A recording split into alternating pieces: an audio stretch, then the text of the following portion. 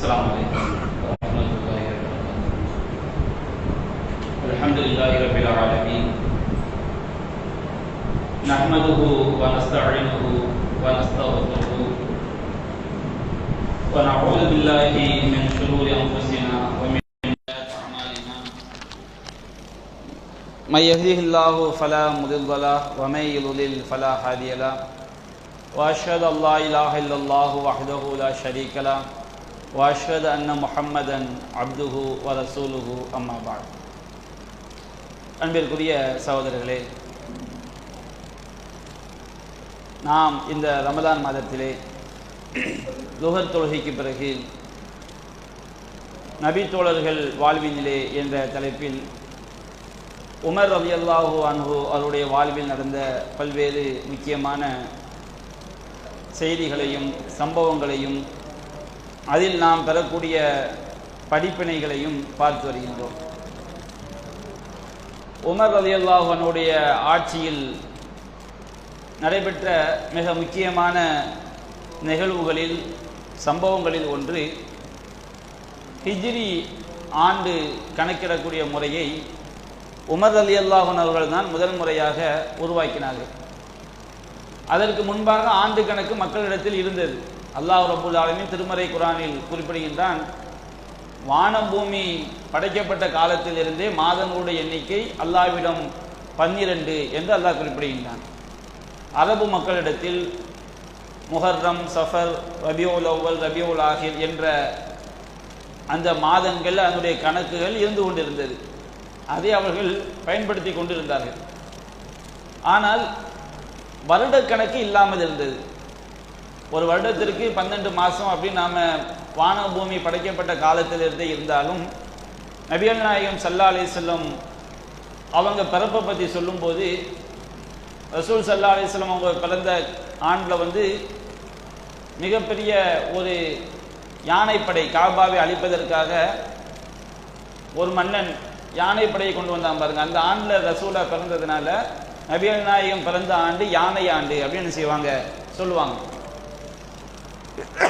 பல்வேறு வரலாற்று சம்பவங்களை குறிப்பிடும் பொழுது யானை ஆண்டிலிருந்து இத்தனாவது வருடம், அது ஏதாவது ஒரு சம்பவத்தை குறிப்பிட்டு இந்த ஆண்டிலிருந்து இத்தனாவது வருடம் அப்படி சொல்லக்கூடிய பழக்கம் தான் இருந்துச்சு. அப்போ உமர் ரலியல்லாஹு அன்ஹு அவங்களுடைய ஆட்சி காலத்தில் பல லட்சம் கிலோமீட்டர்கள் இஸ்லாமிய பேரரசு பெரிதாகும் பொழுது நபிகள் நாயகம் உமர் ரலியல்லாஹு அன்ஹு அவங்க பல்வேறு கடிதங்களை என்ன செய்றாங்க, எழுதுறாங்க. சில கடிதங்கள் போய் சேர்றதுக்கே பல மாதங்கள் என்ன செஞ்சிடும் ஆயிரும். ஷாபான் அப்படின்னு குறிப்பிட்டோம்னா எந்த போன வருஷம் ஷாபானா, அதுக்கு முந்தைய ஆண்டு ஷாபானாங்கிற பிரச்சனைகள்லாம் என்ன செய்ய நிறைய ஏற்படுகிறது. அப்போ இதனால ஒரு ஆண்டுக்கு ஒரு கணக்கு நாம் என்ன செய்யணும், உண்டாக்கணும் அப்படிங்கிற ஒரு பிரச்சனை அரசாங்கம் ரீதியாக, அலுவல் ரீதியாக ஏற்படுகிறது. அப்போ பல்வேறு ஆட்சியாளர்களும் என்ன செய்கிறாங்க, ஆளுநர்களும் உமர் ரலியல்லாஹு அன்ஹு அவங்களுக்கு கடிதங்கள் என்ன செய்கிறாங்க, எழுதுகிறாங்க. ஃபதுல் பாரி அப்படிங்கிற கிதாபில் இமாம் இப்னு ஹஜர் அவங்க என்ன செய்கிறாங்க, குறிப்பிடுறாங்க, அபு மூசா ரலியல்லாஹு அன்ஹு அவங்க உமர் ரலியல்லாஹு அன்ஹு அவங்களுக்கு கடிதம் எழுதுகிறாங்க. என்ன சொல்கிறாங்கன்னா, அன்னஹு யதீனா மின்க குத்துபுன், உங்களிடமிருந்து எங்களுக்கு பல கடிதங்கள் வருகிறது. அபு மூசா ரலியல்லாஹு அன்ஹு அவங்க ஒரு தேசத்துக்கு ஆளுநராக இருக்கிறாங்க. உமர் ரலியல்லாஹு அன்ஹு அவங்க தான் ஆட்சி தலைவராக இருக்கிறாங்க எல்லா ஆளுநர்களுக்கும். அப்போ நீங்கள் பல கடிதங்கள் எழுதுறீங்க, லைசலஹா தாரீஹுன், அதற்கு தேதி என்ன செய்யலை, குறிப்பிடலை அப்படின்னு சொல்லி அவங்க ஒரு பிரச்சனையை கொண்டு வரும்போது உமர் ரலியல்லாஹு அன்ஹு என்ன செய்கிறாங்கன்னா, பெரிய பெரிய சஹாபாக்கள் எல்லாரையும் தன்னுடைய சபையில் கூட்டி மஷோரா பண்ணுறாங்க. அப்போ சிலர் சொல்கிறாங்க, அர்ரிஹ் பில் மபாஸ், நபிகள் நாயகம் ஸல்லல்லாஹு அலைஹி வஸல்லம் எந்த ஆண்டு தூதராக அனுப்பப்பட்டார்களோ அதை நாம் ஒன்றுன்னு என்ன செஞ்சுக்கிடுவோம், கணக்கு வைத்துக் கொள்வோம் அப்படின்னு சில நபி தோழர்கள் ஆலோசனை சொல்றாங்க. சிலர் என்ன சொல்றாங்கன்னா, அர்ரிஹ் பில் ஹிஜ்ரா, ஹிஜ்ரத்தில் இருந்து ரசூல்லா எந்த ஆண்டு மக்காவிலிருந்து மதீனாவுக்கு ஹிஜ்ரத் பண்ணி வந்தாங்களோ அதை நாம ஹிஜ்ரி 1 என்று என்ன செய்வோம், வைத்துக் கொள்வோம் அப்படின்னு பல்வேறு கருத்துக்கள் அங்கே சொல்லப்படும் பொழுது உமர் ரலியல்லாஹு அன்ஹு சொல்றாங்க, அல் ஹிஜ்ரத்து ஃபர்ரகத் பைனல் ஹக் வல் பாத்தில், உண்மைக்கும் பொய்யுக்கும் மத்தியில் பிரித்து காட்டியது ஹிஜ்ரத் தான். அப்போ ஃபர்ரிஹு பிஹா, அந்த ஹிஜ்ரத்து எந்த ஆண்டு நடைபெற்றதோ அந்த ஆண்டு என்ன செய்வோம், 1 என்று வைத்துக் கொள்வோம் என்று கணக்கிட்டு தான் ஹிஜ்ரி ஆண்டுடைய அந்த நடைமுறை உண்டாகுது. இது வந்து எந்த வருஷம் நடக்குன்னா ஹிஜ்ரி 17வது ஆண்டு. ஹிஜ்ரி 17வது ஆண்டு என்ன செய்த ரசூல் ஸல்லல்லாஹு அலைஹி வஸல்லம் மக்காவிலிருந்து மதீனாவுக்கு ஹிஜ்ரத் வந்து 17 ஆண்டுகள் கழித்து உமர் ரலியல்லாஹு அன்ஹு ஆட்சி காலத்தில் வந்து இந்த ஹிஜ்ரி ஆண்டை துவக்க வேண்டும் என்ற அந்த முடிவு என்ன செய்யப்படுகிறது, எடுக்கப்படுகிறது. ஹிஜ்ரி வருட பிறப்பு அது கொண்டாடுறது அதுக்கும் மார்க்கம் சம்பந்தம் கிடையாது. ஹிஜ்ரி கணக்கு என்பது ஒரு அரசு அலுவல்களுக்காக பல்வேறு சம்பவங்கள் நடைபெறும் பொழுது வரலாற்றை குறிப்பிட வேண்டும் என்பதற்காக உருவாக்கப்பட்ட உலக நடைமுறைக்காக உருவாக்கப்பட்டதுதான். அதில் பல நன்மைகள் நமக்கு என்ன செய்து இருக்குது. அப்போ அதனால வந்து இந்த ஹிஜ்ரி ஆண்டு கணக்கு என்பது இது மார்க்கம் சம்பந்தப்பட்டதோ அதை வந்து ஒரு பண்டிகையாக கொண்டாட வேண்டும் என்பதோ அது வந்து பிதா என்பதை நம்ம என்ன செய்ய வேண்டும், விளங்கிக் கொள்ள வேண்டும். அதே போன்று உமர் ரலியல்லாஹு அன்ஹுடைய ஆட்சி காலத்தில் அவங்க ஆட்சிக்கு வந்த ஆரம்பத்திலேயே அவங்க தன்னுடைய வாழ்நாளில் வந்து பல யுத்தங்களை சந்திச்சிருக்கிறாங்க. அதில் மிக பயங்கரமான ஒரு யுத்தம் எதுவென்று சொன்னால் காதிசியா யுத்தம் அப்படின்னு சொல்லுவாங்க. இந்த காதிசியா அப்படிங்கிற அந்த இடம் வந்து ஈராக்கில் உள்ள ஒரு இடம். அது வந்து அந்த இடத்துல காதிஸ் அப்படின்னு ஒரு மனிதர் வாழ்ந்ததுனால அந்த இடத்துக்கு என்ன செஞ்சிருச்சு, காதிசியா அப்படிங்கிற ஒரு பேர் வந்துருச்சு. அப்போ இந்த காதிசியா அப்படிங்கிற அந்த இடத்துல வந்து பயங்கரமான யுத்தம் நடக்குது. யாருக்கெல்லாம் நடக்குது, இது முஸ்லீம் படைகளுக்கும் பாரசீக படைகளுக்கும் மத்தியில் பயங்கரமான யுத்தம். முஸ்லீம் படைகள் எவ்வளோன்னு சொன்னோம்னா வெறும் 30,000 பேர் தான். ஆனால் பாரசீக படைகள் எவ்வளோன்னு சொன்னோம்னா 1,20,000 பேர். அவங்களுடைய பணியாளர்கள், அவங்களுக்கு உதவி செய்யறதுக்காண்டி வந்தவங்க, இவங்க எண்ணிக்கையெல்லாம் சேர்க்கும்போது 2 லட்சம் படை வீரர்கள். அதிலே முஸ்லீம் படையில் இல்லாத ஒரு மிகப்பெரிய வலிமை என்னன்னு சொன்னோம்னா பாரசீகர்கள்ட்ட வந்து யானை படைகள் என்ன செஞ்சுது, ரொம்ப அதிகமாக இருந்தது. யானைக்கு மேலே பெரிய யானையினுடைய முதுகில் வந்து ஒரு பெரிய கூடாரம் மாதிரி கட்டி அதுலேருந்து என்ன செய்வாங்க, அம்பு அடிக்கிறது. அந்த மாதிரி ஒரு மிகப்பெரிய படை வலிமை கொண்டவர்களாக அந்த பாரசீக படை இருந்தது.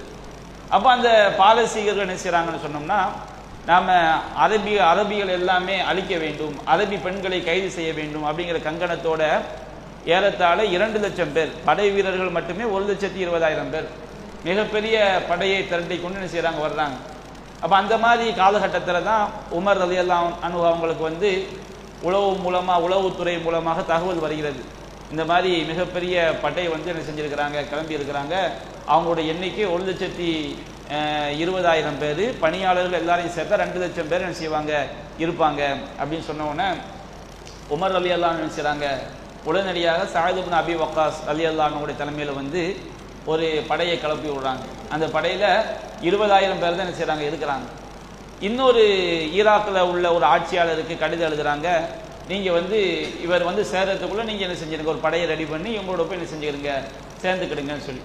அப்போ ஈராக்கில் உள்ள ஆட்சியாளர் அவங்களுக்கு கடிதம் போய் கிடைக்குது, படையை ரெடி பண்ணி வர்றதுக்குள்ளே அவங்க என்ன செஞ்சிடறாங்க, இறந்து போயிடுறாங்க. அந்த ஈராக்கில் உள்ள அந்த ஆட்சியாளர் என்ன பண்ணுறாங்கன்னா அவர் ஒரு முக்கியமான வேலையை பார்க்குறாரு. அவர்கிட்ட ஒரு படை தளபதி, அவர் பல யுத்தங்களில் கலந்து கொண்டு மிகப்பெரிய அனுபவம் வாய்ந்த ஒரு சகோதரர், ஒரு முஸ்லீம் படையில் உள்ளார். அவர்கிட்ட எல்லாத்தையும் சொல்லி நீங்கள் என்ன செஞ்சிருங்க, சஅத் இப்னு அபி வக்காஸ் வந்தோடனே அவங்கள்ட்ட எல்லா தகவலையும் சொல்லிடுங்க, எப்படி எப்படி யுத்தங்களை எதிர்கொள்ள வேண்டும் என்றெல்லாம் சுட்டி காட்டி சஅத் இப்னு அபி வக்காஸ் அவங்க வந்து காதிசியாங்கிற இடத்துக்கு வரும்போது பாரசீக படையும் எதிர்கொள்ளக்கூடிய ஒரு சூழல் என்ன செய்யுது, உண்டாகுது.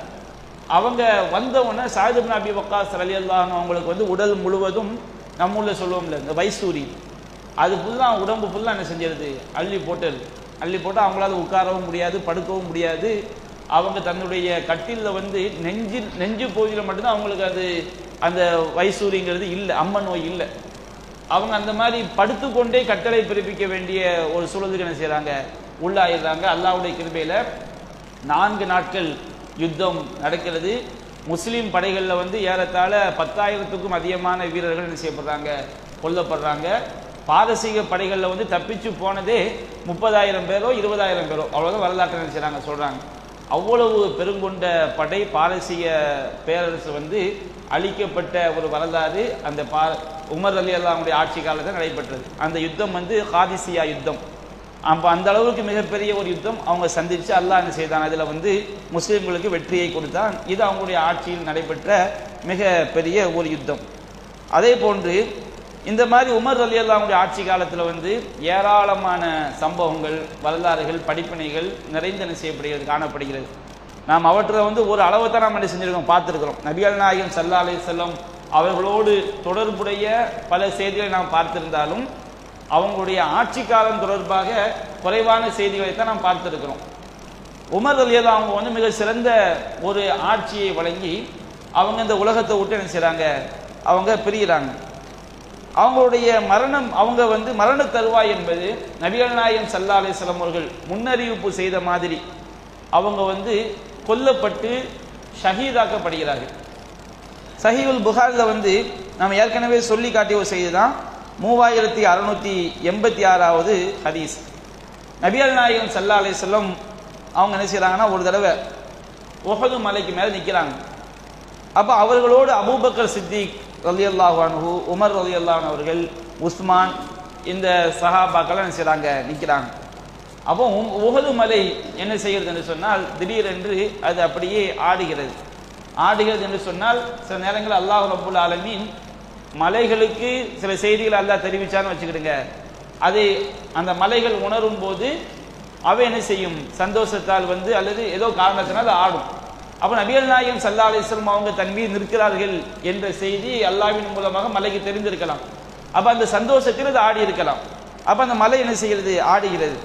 அப்போ நபிகள் நாயகம் ஸல்லல்லாஹு அலைஹி வஸல்லம் அவங்க சொல்றாங்க, உஸ்புத் உஹத், உஹதே நீ வந்து ஆடாமல் உறுதியாக இரு அப்படின்னு சொல்லிட்டு, ஃபமா அலைக்க இல்லா நபியும் அவ் சித்தியக்குன் அவ் ஷஹீதானி, உன் மீது இருப்பதெல்லாம் ஒரு நபி இருக்கின்றார், ஒரு உண்மையாளர் அபூபக்கர் சித்திக் ரலியல்லாஹு அன்ஹு இருக்கின்றார்கள், 2 ஷஹீதுகள் உமர் ரலியல்லாஹு அன்ஹு அவர்கள், உஸ்மான் ரலியல்லாஹு அன்ஹு அவர்கள், இந்த 2 ஷஹீதுகள் இருக்கிறார்கள் அப்படின்னு நபிகள் நாயகம் சொல்றாங்க.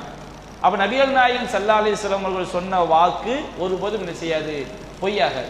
சஹாபாக்கள் வாழும் போதே நூற்றுக்கணக்கான சான்றுகளை பார்த்தார்கள். ரசூலுல்லாஹ்வுடைய மரணத்துக்கு பிறகு அவங்க சொன்ன விஷயங்கள் நடந்ததை பார்த்தார்கள். அப்ப நபிகள் நாயகம் ஸல்லல்லாஹு அலைஹி வஸல்லம் அவர்கள் உமர் ரலியல்லாஹு அன்ஹு அவர்கள் ஷஹீதாக்கப்படுவார்கள், கொல்லப்படுவார்கள் என்று அவங்க என்ன செஞ்சிருக்கிறாங்க, முன்னறிவிப்பு செஞ்சிருக்கிறாங்க.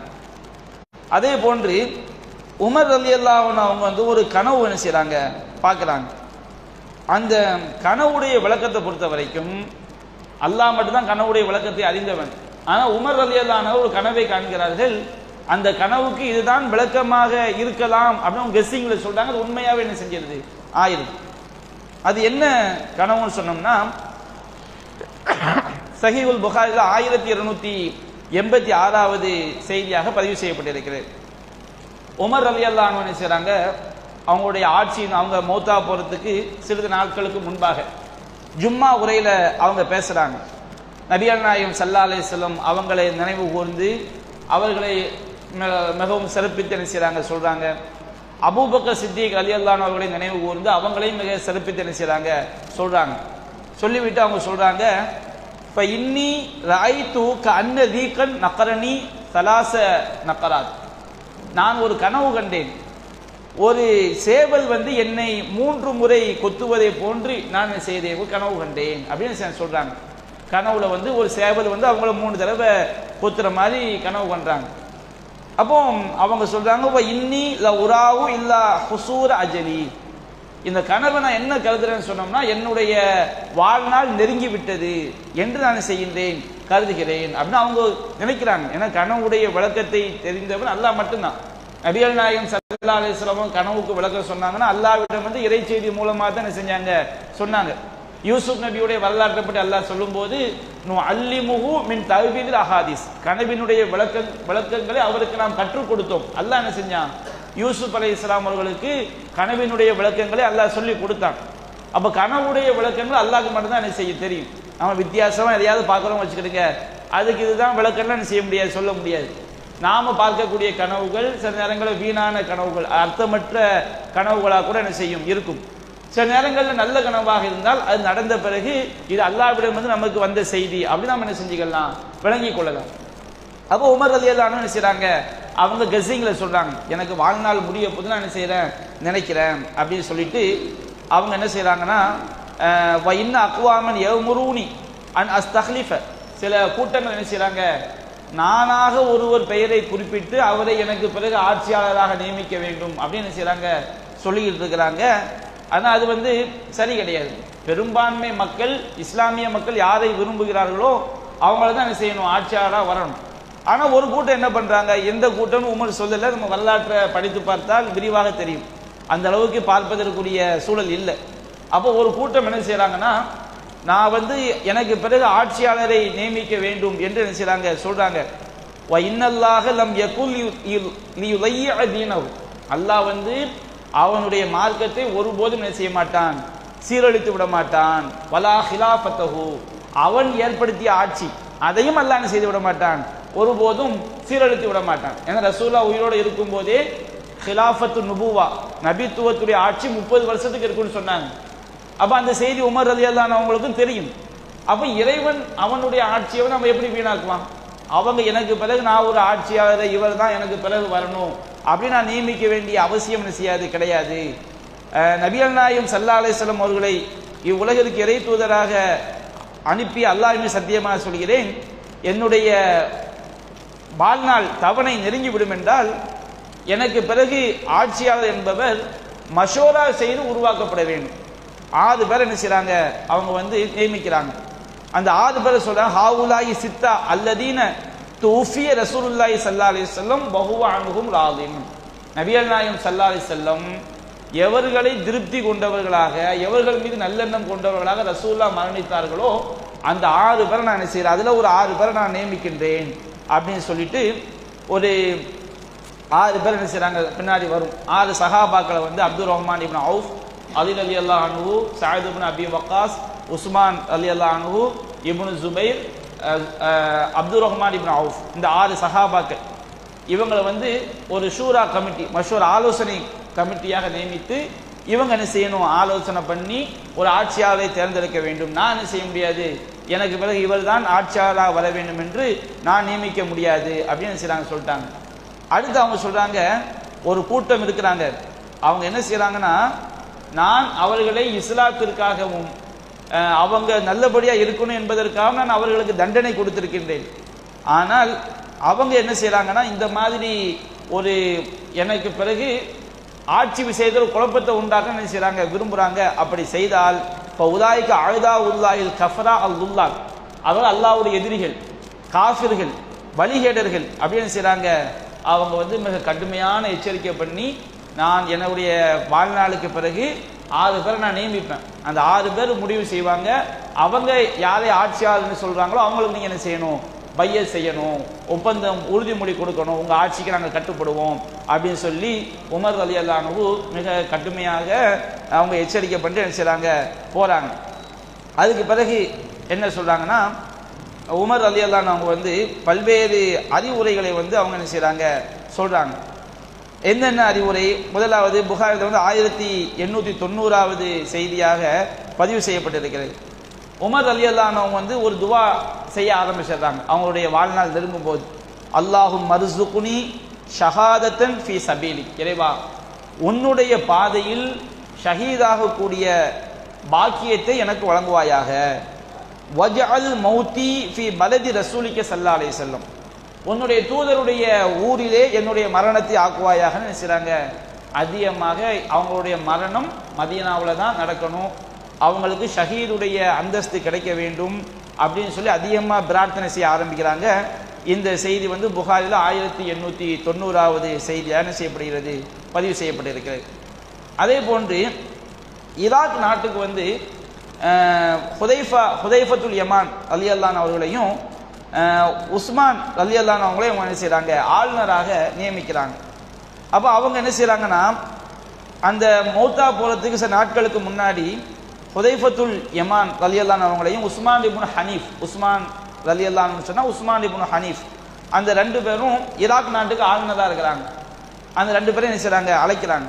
அழைத்து கைஃப ஃபால்துமா, நீங்கள் உங்கள் ஆட்சியில் எப்படி நடந்துக்கிட்டீங்க, அவங்க ஆளுநராக உங்களை வச்சு நீங்கள் எப்படி நடந்து கொண்டீர்கள்.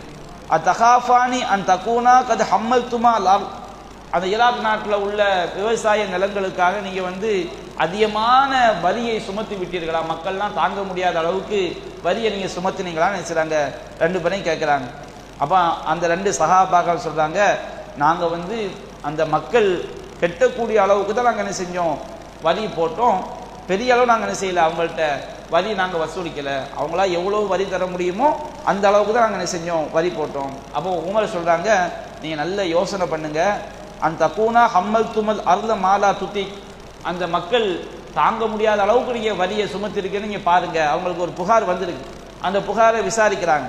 அப்போ 2 பேரும் சொல்கிறாங்க, இல்லை நாங்கள் தாங்க முடியாத வரியெல்லாம் நாங்கள் சுமத்தலை, அவங்க ஈஸியாக செலுத்தக்கூடிய வரியை தான் நாங்கள் என்ன செஞ்சோம், மக்களுக்கு போட்டோம் அப்படின்னு சொன்னோன்னே உமர் ரலியல்லாஹு அன்ஹு சொல்கிறாங்க, லயின் சல்லமணி அல்லாஹ், அல்லாஹ் வந்து என்னை பாதுகாப்பாக உயிரோடு வாழ வைத்தால் அது அன்ன அராமில அஹ்லில் ஈராக், ஈராக் நாட்டில் வந்து கணவனை இழந்த ஒரு பெண்ணை கூட நான் கைவிட்டு விட மாட்டேன். லா யஹ்தஜ்ன இலா ரஜுலின் பாதி அபதா, எனக்கு பிறகு இன்னொரு மனிதர்கிட்ட போய் அவங்க கையேந்தக்கூடிய அளவிற்கு, வாழ்க்கை தேவையை தேடி போகிற அளவிற்கு ஒரு விதவை பெண்ணை கூட, கணவனை இழந்த ஒரு பெண்ணை கூட நான் விட மாட்டேன். ஏன்னா ஈராக் நாட்டுக்கு வந்து அவங்க அதிகமாக வரி செலுத்தக்கூடிய மக்களாக என்ன இருக்கிறாங்க.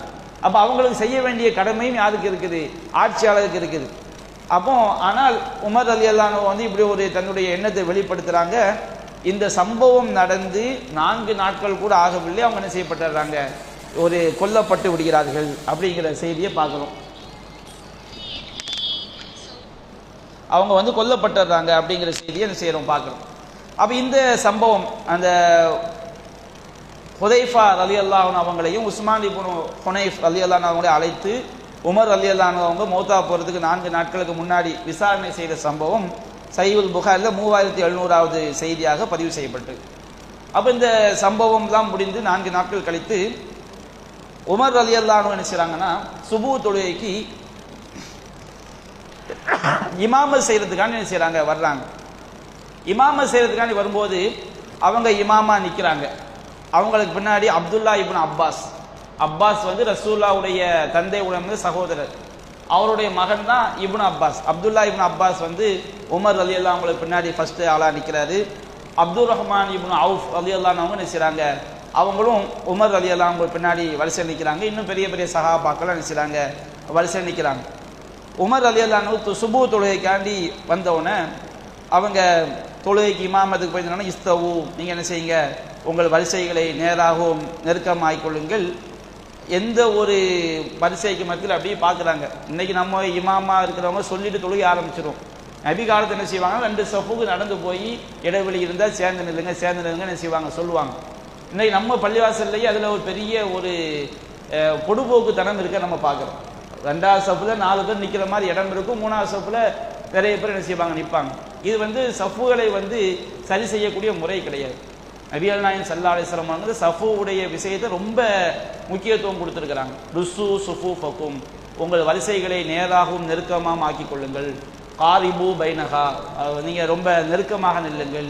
வஹாது பில் அனாக், உங்களுடைய கழுத்துக்களை நேராக வைத்துக் கொள்ளுங்கள். ரசூல் ஸல்லல்லாஹு அலைஹி வஸல்லம் அவர்கள் தொழுகைக்காக நிற்கும் போது ஒரு சஹாபியுடைய நெஞ்சு வந்து முன்னாடி தள்ளிக்கிட்டு இருக்குது. ரசூல் என்ன செய்கிறாங்க, நெஞ்சை வந்து நேராக ஆக்கி நீங்கள் வந்து நேராக நில்லுங்கள், குளறுபடியாகி விடாதீர்கள். அப்படி குளறுபடியானால் அல்லாஹ் உங்கள் முகங்களுக்கு மத்தியில் செஞ்சிருவான், குளறுபடியை உண்டாக்கிடுவான். அது கூட ஒரு காரணமாக இருக்கலாம். இன்னைக்கு எல்லா பள்ளிவாசல்கள்லையும் சஃப்புகளில் வந்து மக்கள் ஒரு முக்கியத்துவம் கொடுப்பதே கிடையாது. ரொம்ப ஒரு பொடுபோக்குத்தனமாக இருக்கக்கூடிய காட்சியை பார்க்குறோம். இந்த எந்த அளவுக்குன்னு சொன்னோம்னா, நபியானா சொல்கிறாங்க, சுத்துல் ஹுலல், வரிசைகளுக்கு மத்தியில் உள்ள அந்த இடைவெளிகளை நீங்கள் நிரப்புங்கள். இடைவெளிகளை நிரப்பலைன்னா அங்கே யார் வந்து நிற்பா, ஷைத்தா வந்து என்ன செய்வான், நிற்பான். இப்படி ஏராளமான எச்சரிக்கைகள் சஃபு விஷயத்தில் என்ன செய்து சொல்லப்பட்டிருக்கு. அப்போ நம்ம அதை ரொம்ப கவனமாக என்ன செய்யணும், இருக்கணும். வரிசை நேராக இருக்கணும். ஒரு வரிசையில் இடைவெளி முடிந்த பிறகுதான் 2வது வரிசை என்ன செய்ய வேண்டும், ஆரம்பிக்க வேண்டும். அதில் வந்து பெண்கள் பகுதியில் உள்ள பல இடங்களில் உள்ள மோசமான ஒரு வழிகேடு என்னன்னு சொன்னோம்னா, ரிசர்வ் பண்ணுறது. இடத்த என்ன செய்யறதுன்னா ரிசர்வ் பண்ணி வைக்கிறது. முன்கூட்டியே வந்து பள்ளிவாசலை பொறுத்தவரை யாருக்குமே ரிசர்வ் தொகுதிலாம் கிடையாது. யார் ஃபர்ஸ்ட் வர்றாங்களோ அவங்களுக்கு தான். அல்லாஹ்வுடைய பள்ளியில் எல்லாரும் அப்படி தான் நடக்கணும். அதிகபட்சம் யாருக்கு ரிசர்வ் இருக்குன்னு சொன்னோம்னா, ஒரு ஆள் முன்னாடியே வந்து உட்கார்ந்துடுறாரு. அவர் திடீர்னு ஒரு 1 பாத்ரூம் 2 பாத்ரூம் காண்டி போறான்னு வச்சுக்கிடுங்க, அவர் அந்த இடத்த நாம பிடிச்சிடக்கூடாது, அவருக்கு அந்த இடத்த கொடுத்துடணும். ஆனால் முன்கூட்டியே வந்து ஒரு இடத்த போட்டு வைக்கிறது, தொழும்போது அந்த இடம் கேப்பாவே கிடக்கும். அந்த வீட்டில் சொல்லி விடுவாங்க, எனக்கு அந்த இடத்த போட்டு வச்சுருன்னு சொல்லி. போட்டு வச்சுன்னு சொன்னோன்னா அந்த இடம் கேப்பாக இருக்கும், அவங்க வருவாங்கன்னு சொல்லி. இது என்ன ஒரு பழக்கம்னு தெரியல. ஒரு ஃபேனுக்கு நேரம் என்ன செஞ்சிடறது, முன்கூட்டியே முசல்லாவை விரித்து வச்சிடுறது, ஏதாவது இடத்த போட்டு வச்சிருது. யாரு அவங்க வரணும் இவங்க வரணும், இதெல்லாம் பயங்கரமான ஒரு வழிகேடு. அந்த பழக்கம் என்ன செஞ்சிடக்கூடாது, வந்து விடவே கூடாது. ரிசர்வ் தொகுதி என்பது பள்ளிவாசலில் கிடையாது. யார் முந்தி வர்றாங்களோ அவங்களுக்கு தான் அந்த இடம். யார் அந்த இடத்த முதல்ல வந்து உட்கார்றாங்களோ அவங்க தான் அந்த இடத்துக்கு உரியவர்கள். அப்போ அதை நம்ம கவனமாக என்ன செய்ய வேண்டும், இருக்க வேண்டும். அப்போ உமர் ரலியல்லாஹு என்ன செய்கிறாங்கன்னா, முதல் 2-3 சஃபுவில் போய் இடைவெளிகள் எல்லாம் சரி பண்ணிவிட்டு அவங்க முன்னாடி வந்து அல்லாஹ் அக்பர் என்ன செய்கிறாங்க, தக்பீர் கட்டாங்க. உமர் ரலியல்லாஹு வந்து எல்லா மக்களும் இமாமத்தில் வந்து சேரணுங்கிறதுக்காண்டி சூரத்து யூசுஃப் அளவுக்கு ஓதுவாங்க. இன்னைக்கு நம்ம அந்த அளவுக்கு ஓதுறது இல்லை. சூரத்துல் யூசுஃப் அளவுக்கு ஓதுனா குறைந்தது ஒரு அரை மணி நேரம் என்ன செய்யும். சூரா யூசுஃப்ங்கிறது 100 வசனம்.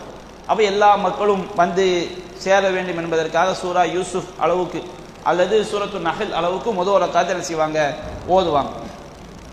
அப்போ என்ன நடக்குன்னா, அவங்க தக்பீர் சொல்லி தக்பீர் கூறி ஓதிக்கிட்டே இருக்கும்போது ஒரு சத்தம் கேட்கிறது. அக்கலனியல் கல்ப், ஒரு நாய் என்னை சாப்பிட்டு விட்டது அப்படின்னு சொல்லி ஒரு சவுண்ட் என்ன செய்யுது, தொலை வைத்துக் கொண்டிருந்த உமர் ரலியல்லாஹு அவங்கள்ட்ட வந்து கேட்கிறது. அப்போ ஒருத்தர் என்ன செய்யறாங்க சொன்னோம்னா, அந்நிய நாட்டவர்கள்னா அரபி மொழி பேச தெரியாத சில ஆப்பிரிக்கர்களை வந்து தொழில் செய்ய வேண்டும், நமக்கு தேவை, அரபிகளை வச்சு வேலை வாங்க முடியாத சில வேலைகள் செய்யறதுக்கு அவங்க தேவைன்னு சொல்லி அப்பாஸ் ரலியல்லாஹு அவங்களும் அவங்களுடைய மகன் இப்னு அப்பாஸ் ரலியல்லாஹு அவங்களும் உமர் ரலியல்லாஹு அவங்களும் ரொம்ப வலியுறுத்திக்கிட்டே இருந்தாங்க.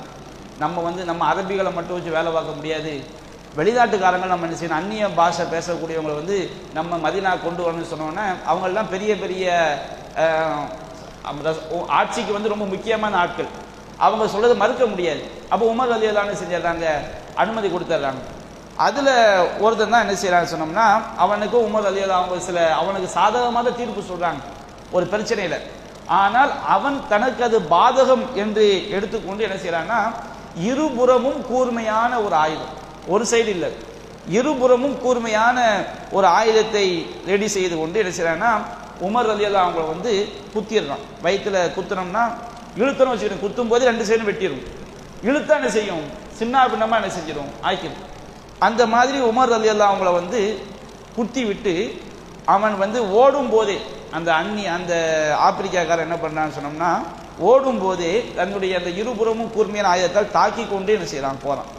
எந்த அளவுக்கு அவன் தாக்குறான்னு சொன்னோம்னா, 13 மனிதர்கள் 13 தொழுகையாளிகள் வந்து அந்த இடத்துல என்ன செய்யப்படுறாங்க, தாக்கப்படுறாங்க. 7 பேர் அந்த இடத்துல ஸ்பாட் ஆகும். அப்போ எந்த அளவுக்கு அவன் தாக்கியிருப்பான்னு பாருங்க. அப்போ ஒரு தொழுகைக்கு வந்து ஒரு தொழுகையாளி என்ன பண்றாரு, அவங்க கோடை காலத்தில் வந்து ஒரு தொப்பி என்ன செய்வாங்க, வெயிலிருந்து தப்பித்துக் கொள்வதற்காக ஒரு பெரிய தொப்பி என்ன செய்வாங்க, போடுவாங்க. அப்போ அவர் இந்த காட்சியை பார்த்தோன்னு என்ன செய்யறாருன்னா, தன்னுடைய தொப்பியை கலட்டி அவன் மேல வீசி எறிஞ்சவன சரியாக போய் தொப்பி என்ன செய்கிறது, அவனை தாக்குகிறது. அவனை தாக்குனவன அவன் பார்க்கலாம், நாம என்ன செய்ய முடியாது, தப்பிக்க முடியாது அப்படின்னு தெரிஞ்சவன அவனுடைய ஆயுதத்தை வைத்து அவனையே என்ன செய்கின்றான், அறுத்து கொண்டு தற்கொலை செய்து கொள்கின்றான். அவன் என்ன செஞ்சிடறான், அவனுடைய கதை அந்த இடத்துல முடிஞ்சது. அப்போ உமர் ரலியல்லாஹு அவங்க வந்து குத்தப்பட்டு அவங்க வந்து உருவப்பட்டு கீழே விழுந்து கிடந்தவங்க அவங்க என்ன செய்யறாங்கன்னா, உடனே கீழே விழலை. அப்துல் ரஹ்மான் இப்னு அவுஃப் தனக்கு பின்னாடி நிற்கிறாங்க. அவங்கள பிடிச்சி என்ன செய்யறாங்க, முன்னாடி நிப்பாட்டி நீங்க என்ன செய்யுங்க, மக்களுக்கு தொலை வைங்கன்னு சொன்னோன்னே அவங்க சின்ன சூறாவை ஓதி என்ன செய்யறாங்க, தொலை வைக்கிறாங்க. முன்னாடி என்ன நடக்குதுன்னு சொல்லி பள்ளிவாசல பின்னாடி உள்ள மக்களுக்கு என்ன செய்யல, தெரியல. என்னடா உமருடைய சத்தத்தை காணணும்னு சொல்லி தொழுகையில் ஏதாவது நடந்தா சுப்ஹான் அல்லாஹ் சொல்லுங்கிறதுக்காண்டி பின்னாடி உள்ள மக்கள் எல்லாம், ஏன்னா பள்ளிவாசல் இவ்வளவு சின்ன பள்ளி தான் கிடையாது, மிக பிரம்மாண்டமான ஒரு பள்ளி. பின்னாடி இருக்கிற மக்களுக்கு முன்னாடி என்ன நடக்குன்னு என்ன செய்ய தெரியாது.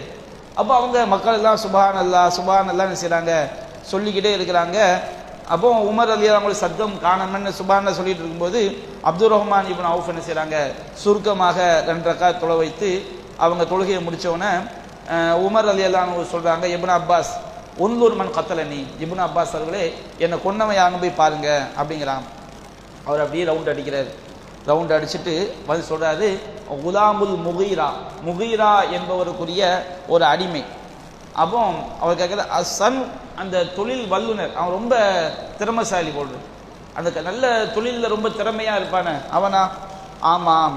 அப்போ அவங்க சொல்கிறாங்க, உமர் சொல்லா காத்தலகுல்லா, அல்லாஹ் அவனை நாசமாக்கட்டும், லகத் அமர்த்து பிஹி மஅரூஃபன், நான் அவனுக்கு நல்லதைத்தான் கட்டளையிட்டேன் அப்படின்னு அவங்க சொல்லிட்டு, அல்ஹம்துலில்லாஹில்லதி லம் யஜ்அல் மைத்ததி பி யதி ரஜுலின் யத்தஇ இஸ்லாம், தன்னை முஸ்லிம் என்று வாதிக்கக்கூடிய ஒரு மனிதனுடைய கையினால் எனக்கு மரணத்தை ஏற்படுத்தாத அல்லாஹ்வுக்கே எல்லா புகழும் அப்படின்னு அவங்க என்ன செஞ்சிடறாங்க, சொல்லிடுறாங்க. ஏன்னா அவங்க பல யுத்தங்களை பார்த்த ஆளுக்க, பல காயங்களை பார்த்தவங்க, அவங்களுக்கு தெரியும் எந்த காயத்தில் தப்பிக்க முடியும், எந்த காயத்தை தப்பிக்க முடியாதுன்னு தெரியும். அப்போ அவங்க என்ன செஞ்சிடறாங்க, நமக்கு கதை முடிஞ்சாச்சு, நம்ம மரணிக்க போகிறோங்கிற முடிவுக்கு என்ன செஞ்சிடறாங்க, வந்துடுறாங்க. ஆனால் உடனே அவங்க என்ன செய்யலை, மரணிக்கலை. அப்போ அந்த இடத்துல அவங்க சொல்றாங்க, இப்னு அப்பாஸ் சொல்றாங்க, குந்த அந்த அபூக்க, நீனும் உங்க தந்தையும் தான் துஹிப்பானி அன் தக்சுரல் ஒலூஜ பில் மதீனா, மதீனாவில் வந்து அந்நிய பாஷை பேசக்கூடியவங்களை வந்து அதிகமாக வேலைக்கு அமர்த்த வேண்டும் அப்படிங்க தானே சொன்னீங்க, பார்த்தீங்களா இப்படி ஒரு விளைவு ஏற்பட்டு விட்டது அப்படின்னு சொன்ன உடனே அப்பாஸ் அவங்க அந்த இப்னு அப்பாஸ் சொல்றாரு, என் ஷேத்த ஃபால்து, நீங்க வேணா ஒரு உத்தரவிடுங்க, எவன்லாம் அந்நிய பாஷை பேசுறவனை வேலைக்கு வச்சிருக்கிறோமோ அவன் கதையை ஃபுல்லாக என்ன செஞ்சிடறோம், முடிச்சிடுறோம் அப்படின்னோடனே உமர் ரலியல்லாஹு அன்ஹு ரொம்ப அந்த இடத்துல ரொம்ப கோபமாயிடும்.